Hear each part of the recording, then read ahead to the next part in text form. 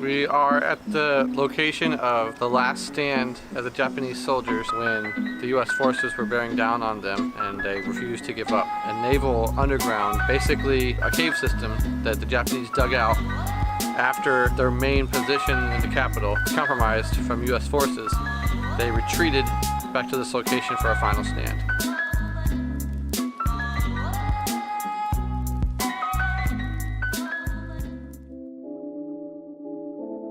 During World War II, Japanese naval forces in Okinawa, led by Rear Admiral Ota, built an elaborate underground headquarters with 450 meters of tunnels in the hills of Naha.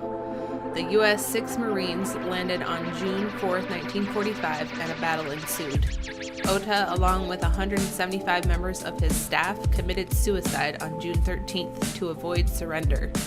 The Marines sealed the entrances to the underground headquarters rather than attempt to enter it, and when it was unsealed in the 1950s, the remains of 2,400 sailors were found.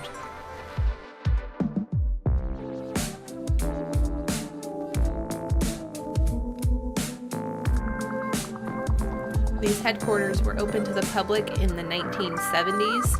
It takes 105 steps to enter from the main entrance now.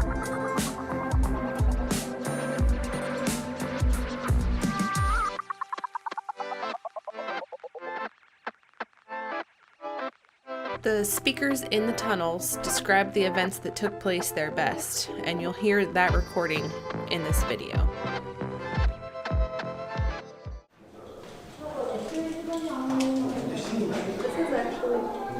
Pretty tall. It's kind of crazy.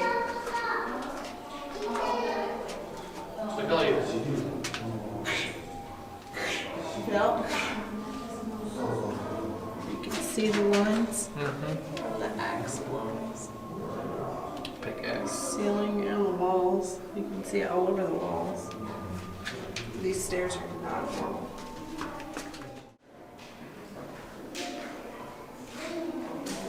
It's good that we're not claustrophobic.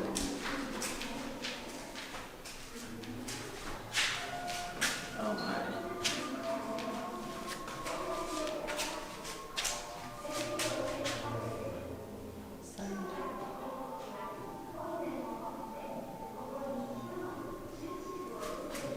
On this site occurred some of the final and most intense fighting of World War II.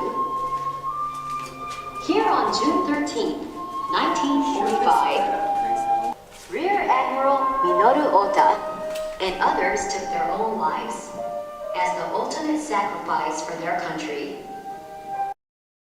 Surrounded by overwhelming American forces, the Imperial Navy forces endured 80 days of bitter fighting, sustaining serious damage and severe casualties. However, the 2,500 Navy intelligence troops were segregated from direct Army command and separately fought those 80 days under intolerable conditions. With inadequate arms, the men were reduced to resisting with makeshift spears, and from the confines of this ground shelter, battled furiously until the end. Lieutenant General Ushijima, who had evacuated to Mamuni, ordered the Navy troops to withdraw to the southern end of the island.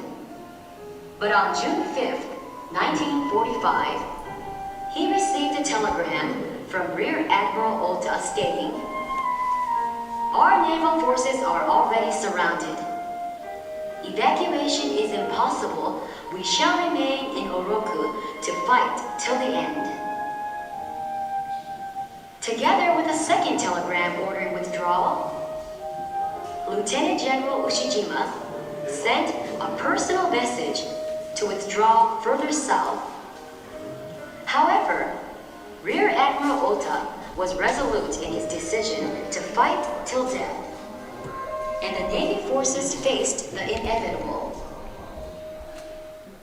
On the evening of June 6th, Rear Admiral Ota sent a closing message. "Our battlefield situation has deteriorated, and I have taken this time to telegraph this final report. I request you to acknowledge his self-composed elegy accompanied the telegram. Though my body be destroyed in the grounds of Okinawa, I shall defend my beloved land, Yamato.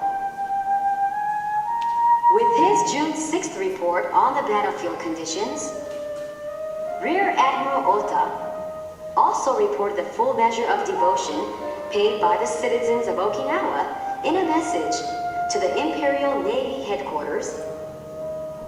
That message lauded in detail the contributions of young and old, men and women, on the front lines of battle.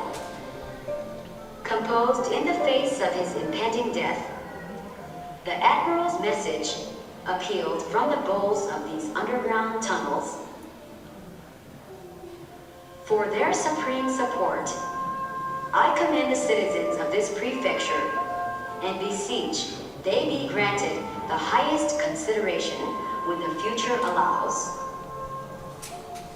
By the night of June 11th, the end was imminent. Rear Admiral Ota telegraphed Lieutenant General Ushijima. Our enemy's tank forces are now attacking our headquarters.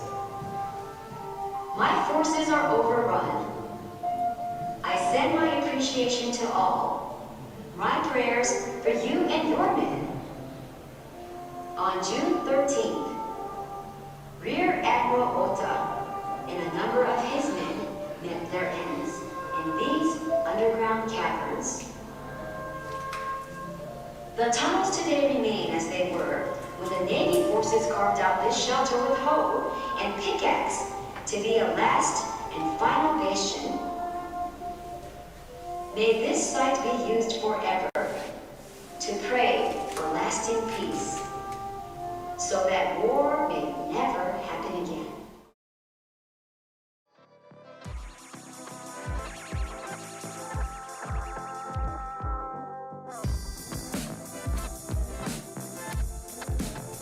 The Battle of Okinawa would later be called the Typhoon of Steel and cost over 200,000 lives. So Katie, we just finished up the underground naval last stronghold tunnels. What did you think? I think it's sad that people lived down there for months and a lot of them committed suicide, and it's kind of crazy to see in person and scary, and I'm glad that it's not like that anymore. Alright Shane, it's your turn. Tell us what you thought of the former naval underground headquarters. Well, it was kind of humbling, sombering a little bit, just to see the difference between how we fight now compared to the way it was back then. It's pretty crazy that the only answer that they saw was killing themselves. Hundreds down here. It's just kind of crazy. If something was to ever happen like this again, that we could have that differentiation between, lawful and non-lawful combatants, so that there wouldn't be all these civilian casualties that are just a part of the war. I mean, over 100,000 civilians just on this island dying because we didn't have the ability to be discriminatory, because we were almost on equal playing field. I mean, obviously we won, the Allies that is, but it didn't mean it didn't come at a cost. So it just makes me thankful, but it's sombering, like I said, to see what had to take place in order for the world to be what it is today.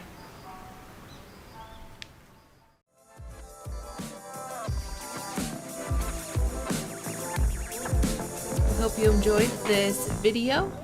Stay tuned for more. Don't forget to find us on social media and like and subscribe if you enjoyed this video. Thanks so much for watching.